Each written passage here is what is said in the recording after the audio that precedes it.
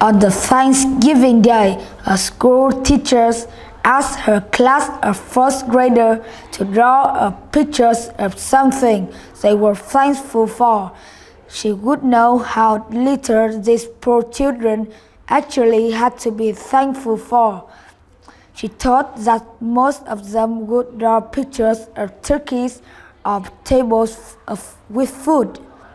However, the teacher was taken aback with the picture Douglas handed in a simple, traditionally drawn hand.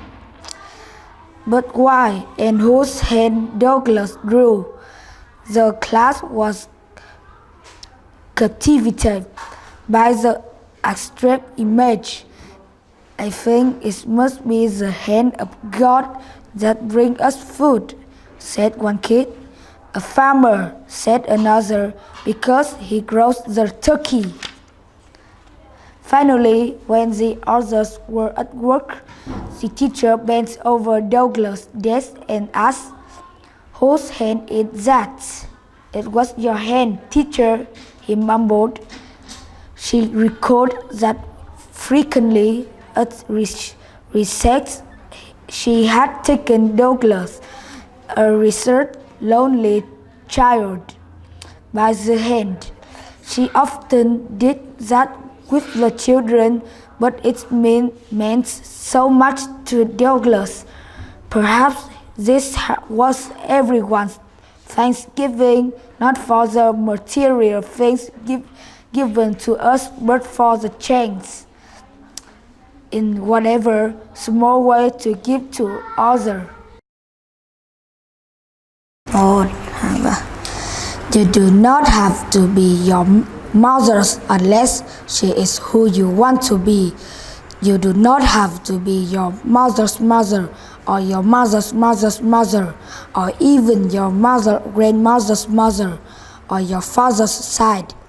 You may inherit their chins or their shapes or their eyes, but you are not destined to become the women who came before you. You are not destined to live their lives. So, if you inherit something, inherit their strength, their resilience, because the only person you are destined to become is the person you decide to be. On courage, a little girl was suffering from a rare and serious disease. Her only chance of recovery appeared to be a blood transfusion from her 5-year-old brother, who had miraculously survived the same disease because he had developed the antibodies needed to combat the illness. The doctor explained the situation to her little brother and asked him whether he was ready to transfer blood. He hesitated for only a moment, then took a deep breath and said, "Yes, I will do it, if it will make my sister healthy." As the transfusion progressed, he lay in a bed next to his sister. He smiled as seeing the color returned to her cheeks. Then his face grew pale and his smile faded. He looked up at the doctor and asked with a trembling voice, "Will I start to die right away? Please save my dear sister." Being young, the boy had misunderstood the doctor. He thought he was going to have to give her all his blood.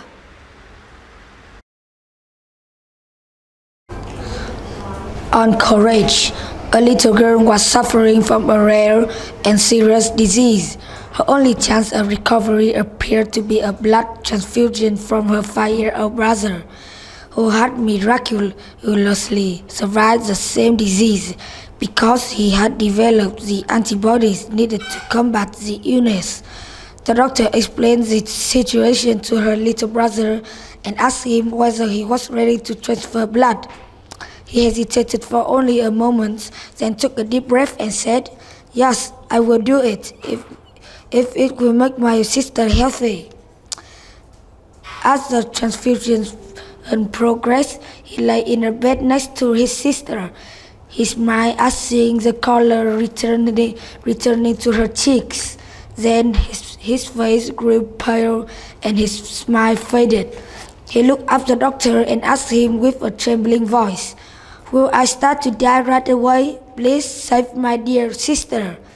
Being young, the boy had misunderstood the doctor. He thought he was going to have to give her all his blood. The end. Nothing but the truth. David Castivan of the Dallas Morning News tells a story about Frank Szymanski, a Notre Dame center in the 1940s, who had been called as a witness in a severe suit at South Bend. "Are you on the Notre Dame football team this year?" the judge asked. "Yes, Your Honor." "What position?" "Center, Your Honor."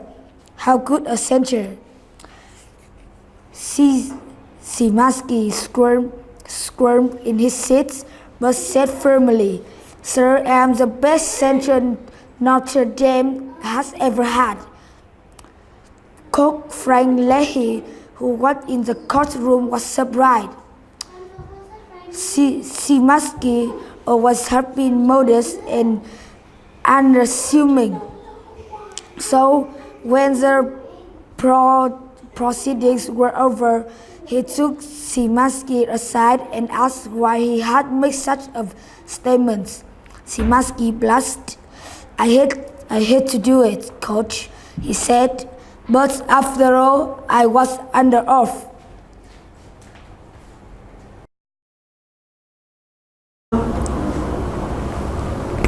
I will receive a beautiful bicycle as a birthday present. One day, when I took a ride on my bicycle in the park, a boy was walking around the bicycle, admiring it. "Is this your bicycle?" he asked. "My brother gave it to me on my birthday," I replied with pride and satisfaction. "Oh, I wish," he hesitated. Of course, I knew what he was going to wish for. He was going to wish he had a brother like that. But what the boy said was unexpected to me. "I wish," the boy went on slowly, "that I could be a brother like that." I saw his face full of determination. Then he went to the bench behind me, where his little crippled brother